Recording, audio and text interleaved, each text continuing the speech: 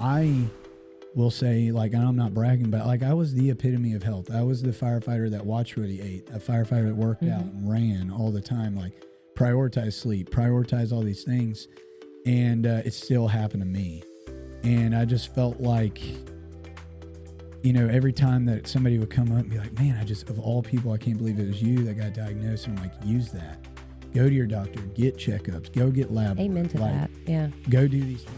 What's up, Camden County? You are catching episode 83 of the Getting In Your Business podcast. I'm your host, Allison Shores from the Camden County Chamber of Commerce. This Getting In Your Business podcast is made possible by our Chairman Circle sponsors, Georgia's Own Credit Union, Lockheed, Comcast, Georgia Power Company, Sparklight, Plug Power, St. Mary's DDA, TDS Telecom, and Ameris Bank. Thank you to all of our sponsors. All right, guys, today I have somebody very cool in the studio, and I cannot wait for y'all to meet him. His name is Pat Long, and he is from the Decon Project. Thank you for joining us today. Thank you. I really appreciate your time. So you are a new chamber member, and before we dive into all the Decon Project, because I can't wait for people to learn, I want to know a little bit about you. Yeah. How you got to Camden County, all the things. So let's start there. Of course. Not really the craziest of stories, but we've been living in Camden County now for a little over 4 years. Okay. It's been amazing. We're in North Camden. And we love it. We love telling people where we live, and they're like, "Where? Where? Y'all have a Dollar General there?" Yeah, like, we do, man. We do, and that's a big deal. It is a big deal. But yeah, so my wife and I met in North Atlanta, Gwinnett County, and I had played college baseball there at Georgia Gwinnett College. Got out. I knew I was going to marry her, but I was starting to look at different, like, you know, I graduated with a business degree. I tried my hand at logistics. Yeah. It didn't work out for me. I'm just not an office guy. No offense to those that are, but it wasn't for me. No, I get it. And so I'd been challenged by a couple guys to look into the fire service, and it was fantastic. Like, I knew pretty much my first shift there at Gwinnett County when I was doing third rides that I was hooked. Like, I was doing something I needed to be doing. Yeah. And I believe God just kind of gave me that mission. I was able to pursue it.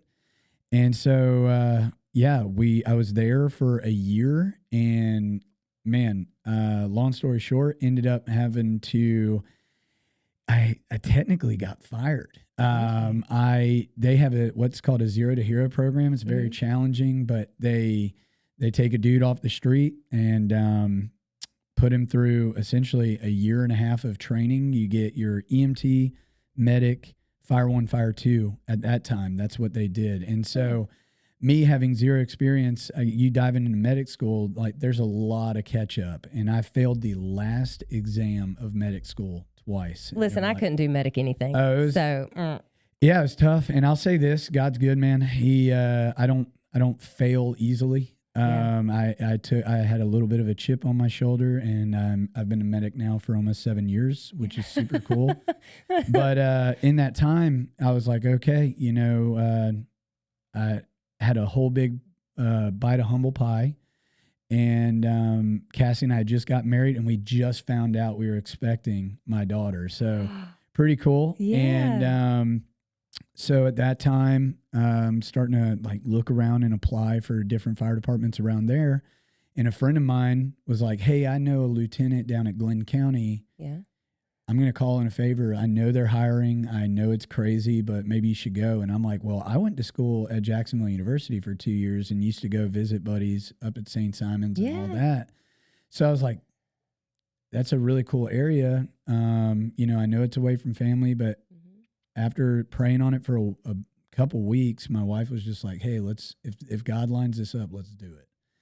And he did. And we came down here not really knowing anybody, not knowing much of anything, not even really having like a stable job set up except for the fire service. My wife, you know, I'm so thankful the risks and the leap of faith that she took and trusting in me. But needless to say, I was with Glenn County for a little over 6 years, and then had the opportunity to go to Kings Bay Fire Department. Okay. And I've been there for 3.5. So incredible. And I've had such a blast. Like I said, I'm a paramedic now and have been for like almost 6 years, I think. So yeah, 6 years. I've had to recert twice. So super cool. And I love everything about Camden County. Like, I was going to ask, do you love Camden County? We love it. We love where we live. We love that, man, the proximity to Jacksonville, the proximity to Savannah. Like, I mean, we talk about, we're in the middle of two of the, cooler cities, in our opinion, around here that we just love visiting. Yeah. And anytime we have friends, family, and we'll take them out to Jekyll, St. Simon's, even go out to Cumberland, which Cumberland's beautiful. It's so beautiful. And so just have had a blast, and we feel like we're exactly where God wants us. And, as crazy as a year as this been, being home and just feeling like, man, you can just take a deep breath, relax, be at home. It's been amazing. Yeah. Well, you were saying like, it's been a tough year. Yeah. So I researched a lot of the Decon Project, and I was trying to figure out who you were and what was what was all this about. Yeah. So I want you to tell people kind of what you've been through since February. Yeah. Because it's been a tough journey. So go ahead, talk about that a little bit. Really, even before February last year, my whole story kind of starts with what I call the bump. Like, that's kind of what we've named it. But one day I was shaving. It's probably like late August of last year. Shaving, obviously, firefighters shave every day. We got to be clean shaven. And I felt a bump kind of like right below my left ear.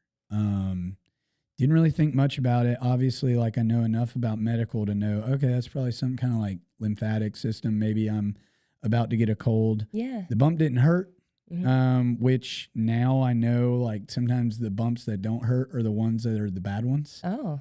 Didn't know that. And at that time, but I was just like, okay, man, I'm probably about to get a cold. I showed my wife, and she was like, yeah, that's kind of weird, but let's just keep an eye on it. Kind of kept kicking and got through the month. Well, at that time, I had been training really, really hard for a very vigorous, like intense firefighting course. Okay. Where you go and you learn, like, all these different, like, mayday drills, self-rescue, partner rescue, things like that. It was really cool. Yeah. And I had been training really, really hard for it. Felt like I was in the best shape of my life. Well, I go up there, and on day one, I ended up getting what they call rhabdo. I don't know if you've heard of rhabdo. But no, it's essentially rhabdo? Yeah. It's essentially your body has expelled all fuel sources. Your body functions kind of off of fats and sugars. But then after that, it's like, I don't want to do this, but I'm going to have to burn proteins. And so it pulls that from your muscles. It's very painful. It can make you sick. It can actually be lethal in some ways. And I was like, man, I'm like, this was a hard day, but this wasn't that hard. I don't know what's really going on. So I ended up going to the hospital. They're like, pump me full of fluids, tell me that my liver enzymes and my kidney enzymes are like way off. And they're like, but maybe that's just the rhabdo, whatever. Come home, kind of get distracted by the fact that I came home, and like later that week is when we had the hurricanes and all that stuff coming through. Needless to say, I didn't really think about the bump that much, but after about a month, I'm like, all this going on, like, I think my bump is a little bit bigger. And my wife was looking at it, and she was like, yeah, let's, kind of do the same. Went to my primary care. I showed her and kind of told her what was causing me some worry. And she goes, look, Pat, like, we'll do some labs. We'll kind of take an eye on it, or keep an eye on it. But she's like, your labs are coming back like, I think she said, like, they're like the labs of an Olympian. Like, she was just like, you're really, really healthy. Everything looks great. Like, and no blame to her. Like, she did exactly what most doctors would do. And just not really thinking that a 32-year-old at that time that appears to be really healthy would be, battling cancer. You didn't even know it. But anyways, another month goes by. I go in and get checked out again. I'm like, I think it's growing. Well, at that point, she was like, let's go and just in a way to shut me up, was just like, let's go and get, an ultrasound, and they did an ultrasound on my neck and my shoulder and ended up finding like 40 different bumps in there. And they were like, oh, that's not good. I think we need to go and get this biopsied, get it biopsied. All the holidays, not only, for podcasting, but also for medical, can be a bit of a tough time. So you're just sitting there waiting. Just your patience is being tested. You're like, oh my goodness. Well, you're probably worried, like, what is wrong? What is going on? Like, and this whole time I feel amazing. Like, I feel great. I'm running 5Ks, 10Ks. You weren't tired or anything. I will tell you this, and it's kind of like the end of the story, but I'll say it now, is like, now that I feel the way that I do now, I realize like, oh, I did have cancer. Oh, okay, like, gotcha. My symptoms were so minor that I wrote them off a lot as because I was being a firefighter. Just like, life, yeah. Yeah, like a firefighter, husband, father of two crazy kids. Like, the fatigue was minimal, but there. Yeah. I had low back pain Really? for like 6-7 months, and I'm like, well, every firefighter has low back pain, whatever. But I'll kind of touch on that a little bit later. But yeah, so finally get the results from the biopsy. He diagnosed me with follicular lymphoma. Okay.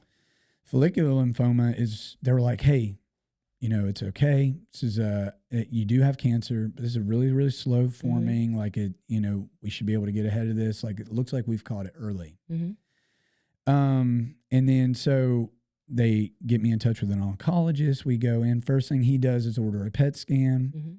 About a month later, I get my PET scan, and then a week later, we go in and review. And he was like, hey, bad news. Like, this is common in non-Hodgkin's lymphoma, but it'll do what we call jumping over. It'll transition from one to another depending on the rate of growth or whatever. So he's like, it's actually diffuse large B-cell lymphoma, which is highly aggressive. It grows really, really quickly. And I have a picture I can show you. It's on my social media as well. But after reviewing my PET scan, it kind of looked like I got peppered by a 12-gauge shotgun about 6-7 times. I ended up having a little over 100 tumors throughout my body, and I had no clue.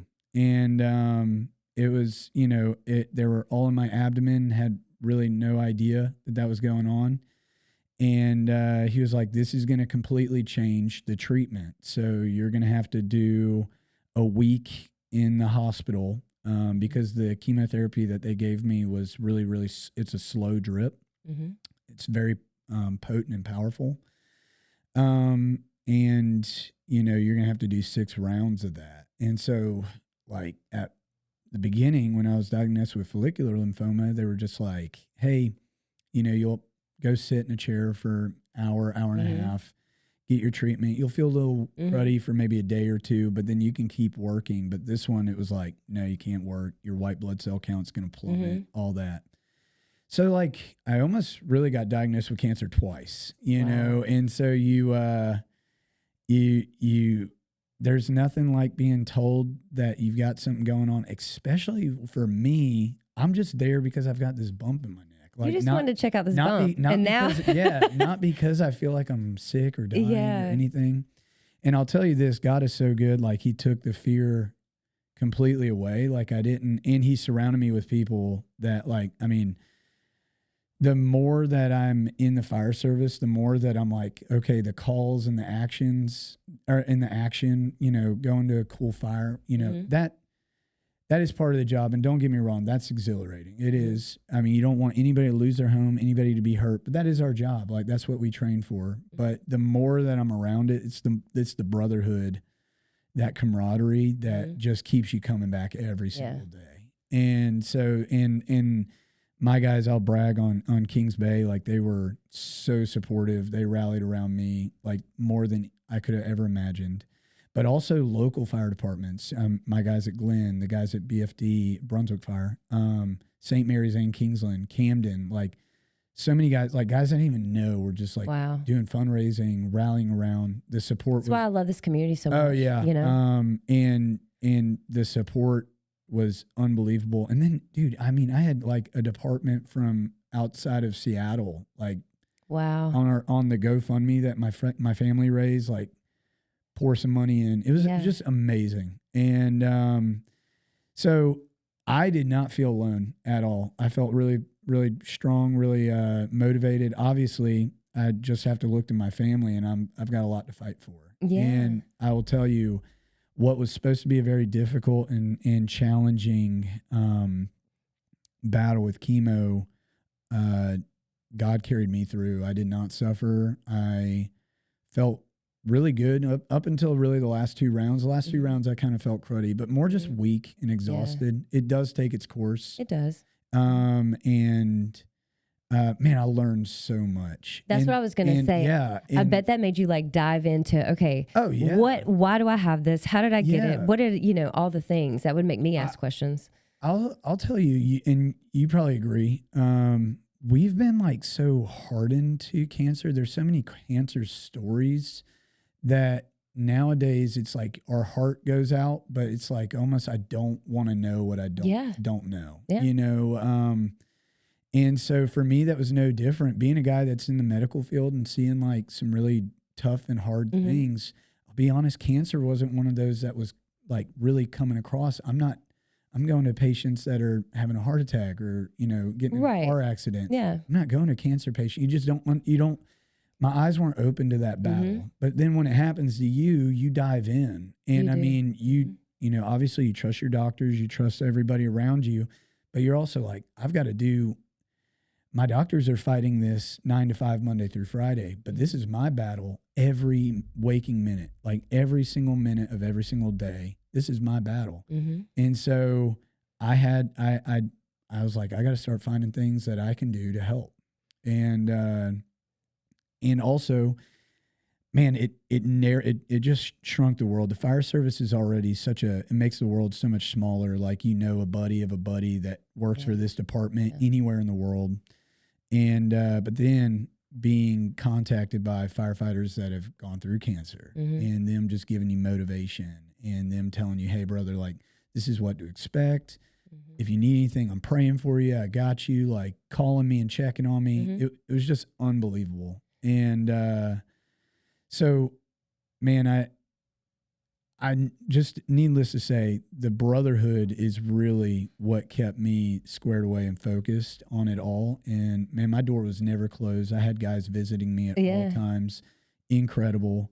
And that kind of leads us to. I was about to say, so like I think your passion for the brotherhood and like your experience and everything kind of led you to the Decon Project. And so I want you to tell people like what you were telling me earlier. Yeah. Like when you say decon. Yeah. Say let's talk about that a little bit. Right. Yeah, decon is obviously slang term for decontamination. Yes. So when we go to a fire, the goal is go put the fire out, and then you get back and you're like, hey, let's go decon. You're going to wash your gear, try and wash the trucks off, wash the hoses, and then you're going to go rinse off, wash out, get into new fresh clothes. And that's kind of our little step of decon, So that's the protocol. Yeah. Different departments have different protocols. That's our goal actually with the Decon Project, is to kind of establish a standard of like, hey, this is some things that need to be provided to each and every department. But let's talk about that because the contamination part, something I was reading on your website, like I said earlier, I don't think about these things. So when I read on there that like the toxins from all the chemicals and stuff that you're around goes in, it's on your gear, it's on your skin, it's on your equipment. And so while you do wash those things off and stuff, but at the same time, like it's in your skin. Yeah. Can you get those things off just with soap and water? That's my other question. But fantastic question. But I think people just don't know that happens. And so, I think it's important for us to take care of the people that take care of us. And so I think this is phenomenal that you're doing this. But let's talk about some of the things that you're wanting to add to, fire departments and stuff so that they can have, some safety stuff.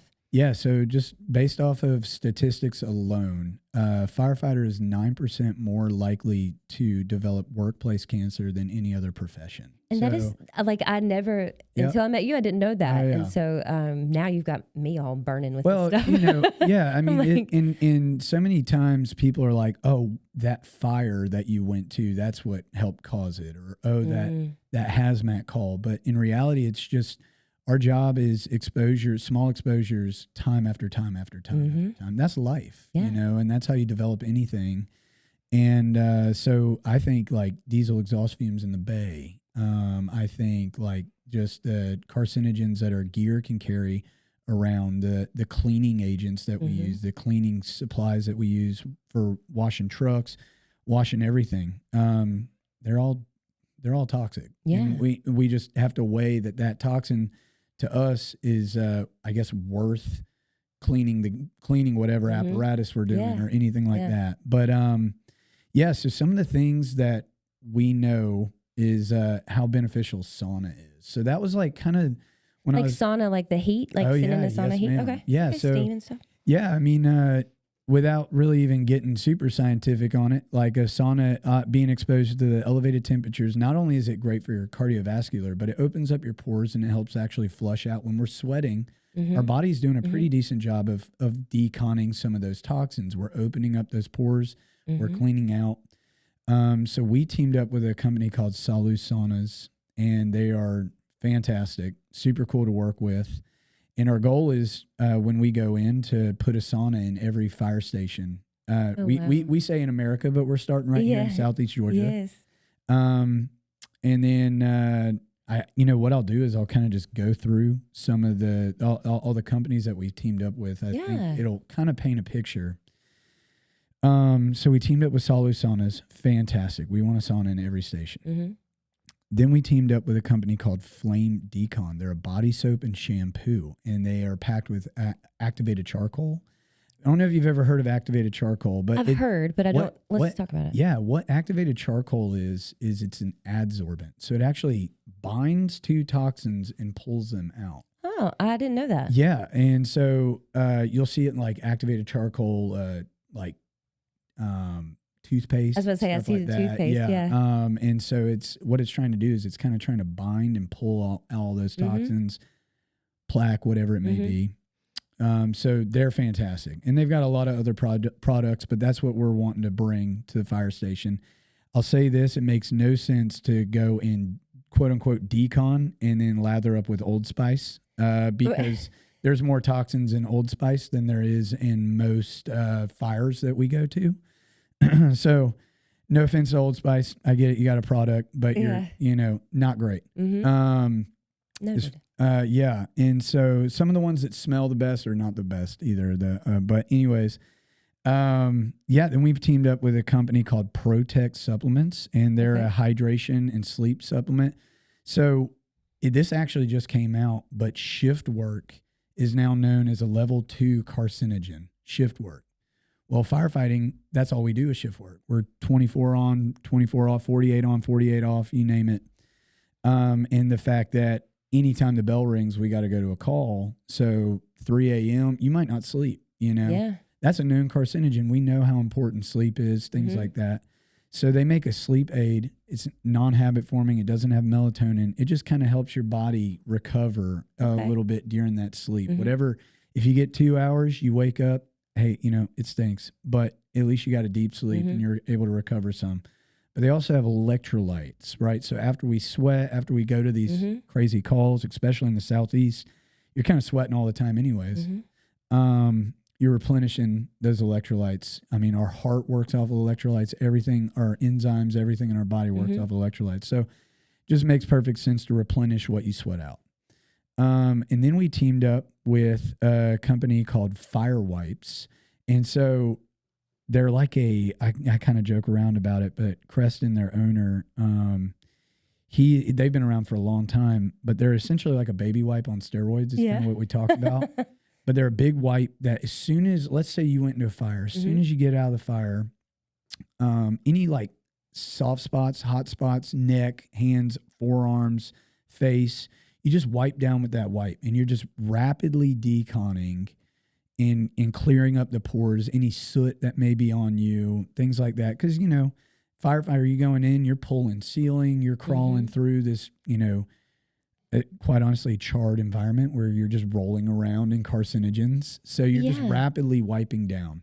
And I'm going to be honest with you, as far as firefighting goes, I mean, I have it in my head, like what I think you guys go through, but I probably don't even know all the things. No. Like I can't even fathom all, because you're going into somebody's house. It's not always your house. It's somebody else's. There's no telling what they could have in there, or what they're doing, or you know, what's going on. So, you know, where this house is, you know, what happens to be burning on the property. You're exactly I have not thought about all those things. So I can't imagine all the things that you don't even know you're coming in contact with, you know? I mean, a little bit about firefighting and some of the things is like, as we make homes quicker and the quality of the home maybe isn't the same as what our grandparents had. I was just talking about that the other day. The things that are burning inside the home, you know, the couch isn't just a cotton ball with wool inside, you know, now it's, I mean, polyester, you know, whatever. All the things. Everything that burns inside a home now is 5 times more toxic than it used to be. And see, I haven't even thought about that, but yes, that is so true. Like, so, especially the way things are made. Plastics, all the, just everything. It's really harsh. And, but that our job hasn't changed. We still are expected to go in, find the people, put the fire out. That's our job. So we're willing to risk that. We just have to understand that there's a lot more that we're being exposed to than there was even 15, 20 years ago. Yeah. But yeah, so, going back to, and then, so I brought up fire wipes, incredible product. And then, finally we partnered up with a company called UDS. And so they go in, and they've already been established. They've been doing this really since September 11th of 2001 is kind of where they got this, but they will come to a department and provide ultrasounds and also Doppler for the heart. The 2 killers of the fire service are cancer and cardiac. And so they're able to go through and do kind of exactly what I had when my very first scan, when it showed me on my neck and my shoulder, all the bumps. They can't maybe diagnose through it, but their whole goal is to scan you, find any abnormalities. Early detection. And exactly. And then say, hey, firefighter Long, we found something, you know, it might not be anything we can't tell you, but you need to get in touch with your primary and pursue this more.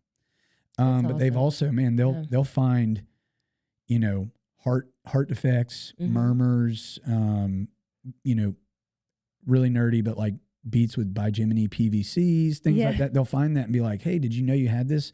Firefighter's like, no way, I had no clue. Like, I thought that was normal, you know? So they're legitimately saving lives. So we have those 5 companies, and kind of that's what we want to bring is when we show up to a department, the first thing that we do normally is obviously we're very tapped into the local area. And so we'll call up a department and we'll say, hey, you know, Chief, my name's Pat. Like, this is kind of what we're wanting to do. How many firefighters and people in admin do you do? And he may say 50. Well, how many stations do you have? We have 2 stations. How many first line rigs do you have? So that's firefighter term for if a fire went out in the middle of the county or the middle of your area, how many trucks are going to be dispatched to that one? And then that what we'll do is take that into account to the fire wipes. We'll put a bag of fire wipes on each first line rig. All at no cost to the fire station, right? Like, that's what we're trying to do here. This is, we are raising funds, quite honestly, the hard way, right? But the honest way, man, this is donation based. We are doing some fundraisers and teaming up with some fundraisers. So we're going to do it as well. But yeah, our goal is to provide this at no cost to the department. So, and I just want to say one thing really quick. You are a 501c3. We sure are. You are a nonprofit organization. We sure are. So all donations are, you know, tax exempt. So. Thank you so much. Yes. Yeah, I was going to hit on that a little bit, but I appreciate you saying that. Well, I just think it's important that you're not just willy-nilly doing this. You have actually gone through the process and doing it and set it up correctly. Right. And I think that's important to note. So it's funny, actually going back to that, like I don't have much of an Instagram following, but that kind of, my very first thought was like, oh, I'll just reach out to a sauna company and say, hey, can I do a product review and then I'll just donate it. And somebody was like, well, that's a great idea, but I think you need to think bigger. And that's kind of where the 501c3 came. I was like, oh, I get it. Yeah. But yeah, so we're bringing all those in, and, you know, we're going to give a bottle of flame decon soap to each firefighter. We're going to give a box of the sleep and electrolyte blend from Protect to each firefighter. And then for like over the span of really however long it takes, the goal would be like 3-4 days. UDS is actually going to set up and put every firefighter on shift, every admin, like fire chiefs, everybody, through a scan. And that scan takes about 15 to 20 minutes per average, as far as doing the ultrasound and the Doppler on the heart. And then they'll be able to get in touch with them, and they'll have telehealth. So they actually have doctors on the phone say, hey, this is kind of what we saw, or hey, everything looks good. It doesn't mean everything's perfect, but everything on our end looks really, really good. And that should give that firefighter some peace of mind. And also, like you said, early detection, which is the biggest thing. That's something I didn't have, you know, because mine was stage 3, really almost like we joke around like stage 3.5 of where my cancer was. And, you know, turns out, based off of what my doctor was saying, it probably had been there growing for the last 2 or 3 years prior to me seeing that bump. Wow. And so, man, I would have loved to have had a scan. Right. What if you had had a scan and you could have known that? And I think what's so cool about your story is, you know, this happened to you, you know, with cancer. You got through it, but it I hate to say like that it sprung up a fire in you, but you know, like, hey, or lit a fire is what I should say. Yeah. Lit a fire under you. Like it made you, but you know, you have such passion around it. Not only, sure do. You want to protect your brotherhood, you know? Oh yeah. Well, man, I just think that's really cool. Thank you. I think about I really do think about the guys that have been doing this 20, 30 years and never had a scan. And they're walking around like, I will say, like, and I'm not bragging, but like I was the epitome of health. I was the firefighter that watched what he ate, a firefighter that worked out and ran all the time, like prioritize sleep, prioritize all these things. And it still happened to me. And I just felt like, you know, every time that somebody would come up and be like, man, of all people, I can't believe it was you that got diagnosed. And I'm like, use that. Go to your doctor, get checkups, go get lab work. Amen to that. Yeah. Go do these things. It's kind of like the fear of going to the dentist. Like, you don't want to go to the dentist because you don't want to be told you have a cavity. Ugh. But then in reality, like, the longer you neglect it, the worse that cavity gets. Right. If we catch it early, it's not that much of a problem. If you catch it 3 years from now, like, now you got to have a whole thing done. Well, that was a pretty good way to put it. Yeah. I mean, it's kind of the same thing. Yeah. Like, a lot of people don't want to know what they don't know. Agreed. And the fear of finding out something, like, overcomes the fear of just being like, okay, well, maybe I don't have anything, but I'm not living the healthiest of lives. Like, let's find some ways I can do it. Mm-hmm. Going back to the Decon Project, like, that is at its core.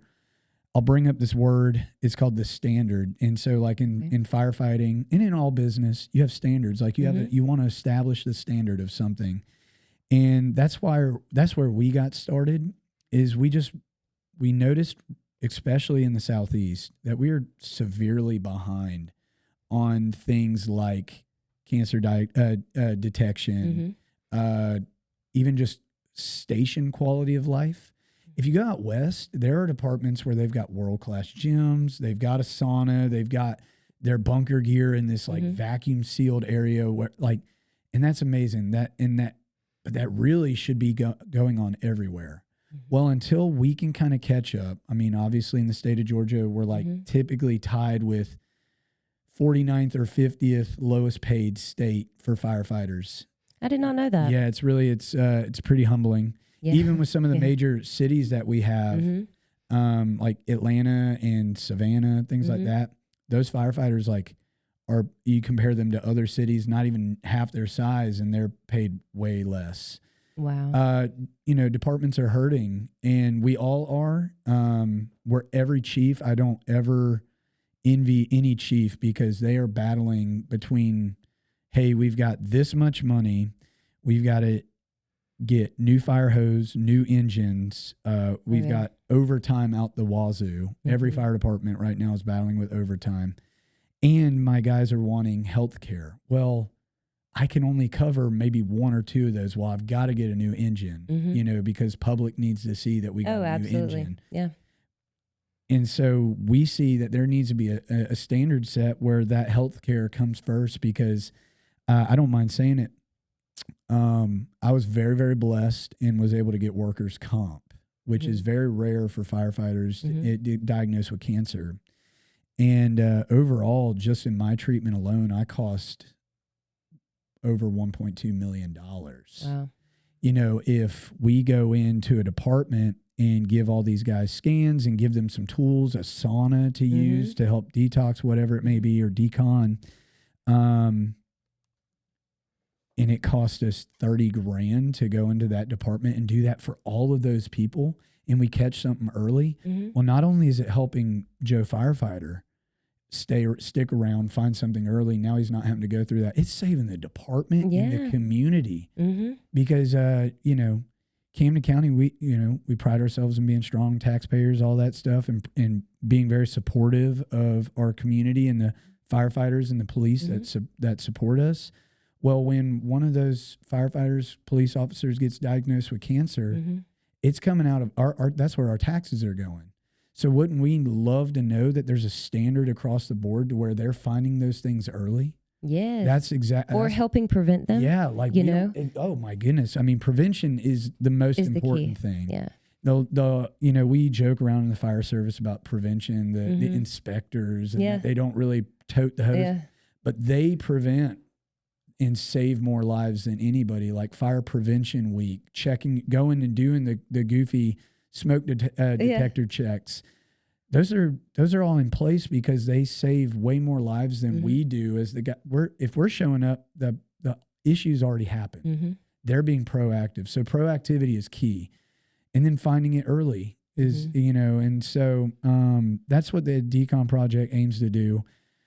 We were talking off air, but like our goal really is to do so well at this that we and raise so much awareness that departments and states adopt this as this is standard. My goal would be that the state of Georgia go in and write in like, hey, we're setting aside a budget, and each and every, you know, maybe every 2 years, we're going to give a grant to that department to bring in a company to do scans and to make sure that the saunas are running and to make sure all these things are there. That's our goal. So we every meeting that we have with the Decon Project with my board, we throw up a prayer, and then we say, hey, remember, our goal really is to put ourselves out of business, right? And I think that should be every business's goal, is to raise enough awareness to where like the job doesn't have to be done anymore. That's kind of what we do. In the fire service, that's our goal, is we would love for there to be no more fires and no more emergencies. We know that will never happen. Right. But the more that we can prepare and be proactive, the less likely. Yeah. And that's our job with the Decon Project, is that's what we're wanting to do. So now I want you to tell people how they can get involved. Yeah. Because I know Kanan's gonna kick me out of here soon. But how can our people in Camden County and Glenn County and anybody that can, you know, hear this and see this, how can they help? 100%. Yeah. I mean, at the minimum, share, like, follow along. But we do have a website, thedeconproject.com. I'm super blessed that URL was like available. I didn't. Well, it's so cool too. I was on your website earlier, and I was like, oh, this is. Thank you. Yeah, you did a good job. The website guys did incredible for us, because I'm a firefighter. That's not me. Oh, it's not me. Yeah. But yeah, you can go on there. We have a portal where you can donate. We are. I do have a sales team as well that are making phone calls and reaching out, and we're also fundraising. But man, if you feel like, man, you want to get involved in any way, I also have all my info on there, whether it be time, whether it be, you know, helping out with any kind of tasks. Like, we'll take it. You know, we're trying to get the ball rolling, but donations are huge, because we know that with a lot of this stuff, the proof is in the pudding. So we just got off the rails really, and are rolling. I'm sorry, got on the rails. We're rolling. And I didn't even catch it. We launched and we've had some great success. Like people, we're raising funds, but the goal really is for that first department that we're wanting to go to is about the $30,000 mark. That's what we need to raise to bring in and do all that. And we know it takes a big leap of faith. There's no proof yet in what we've done. I know that it'll be a lot easier as we start having some of those videos of us going to, and people see where they're at. So this first couple departments that we're trying to tackle and to bring in, those are going to be some of the toughest ones for us to raise funds for. But we feel really, really confident in what we're doing. The support's been amazing. And please, if you want to go on our website, donate. Every dollar really does help. And it's only going to help us help more lives. I mean, we go into one department and help 50 firefighters. Well, you got to think all the lives that are impacted by that person. Yeah.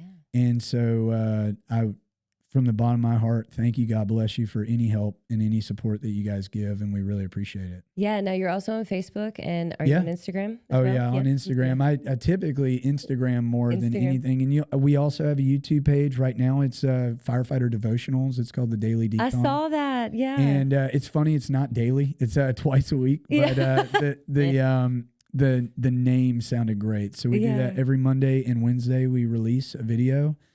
Sometimes it's just me kind of talking about some things that I'm thinking about and praying over. And sometimes I use a devotional from actually one of the guys in our board. He's a fire chief and he also has a firefighter devotional. It's really awesome. That's cool. And it's called Flames of Faith. But yeah, man, God's just got his hand all over it. We feel really mission focused. And I know that we're going to do some great things. But all this, I'll tell the listeners as well. All of this, we're not going to some department way off the beaten path. Like this is the departments right here in our backyard, the people that serve us. So obviously Brunswick, Glenn, but also Camden, St. Mary's, Kingsland, Kings Bay. Like we've got 4 fire departments just right here in this county. I know. And it's nuts. And so the things that we can do just locally is going to be huge. And so I love that you started here. In Camden County. So, I mean, these are, maybe I'm biased, but these are my brothers. Like these are the people that I consider like family, friends. Absolutely. These are the guys that I've worked with and fought fire with and run medical calls with. So, yeah, I mean, obviously it's the easiest place to start because this is my family. Yeah. So, well, I think this is really cool. I'm looking forward to seeing what you guys do with this. How God sees you through. It's just it's gonna be amazing. And yeah, we're so excited to have you in the chamber, and we're so excited that you're here in our community, and that you're doing this. I think it's needed. I think it's very cool, and you're not only educating people, you're raising awareness because people like me, I don't have any firefighters in my family. I don't. That's right. I don't know. Yeah. So just being able to know that and know that this is a thing, and I can think about it and figure out the way. So I just think awareness, the education, and then actually trying to do some preventative stuff. I think this is wonderful. Thank you. Being in the fire service, we're kind of like the unthought of person until we're thought of, right? Yeah. So like nobody thinks about the fire service every day. Yeah. That's our job. Yeah. But when you have a medical emergency, when you have a fire, like we're the first people you think of. And we are expected to dominate 100 every single time. We can't show up and give a half effort or not complete the job. The mission has to be completed every time we're called. So we hold ourselves to a really high standard, and we're kind of okay with not being thought of every single day.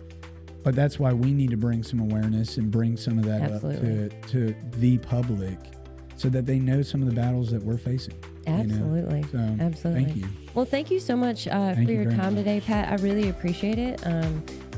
So we look forward to seeing what all's going to happen. Thank you very much, and God bless. I appreciate it. You too. All right. Thanks, guys. You have caught episode 83 of the Get In Your Business podcast. Please like, share, and subscribe, and check out the Decon Project.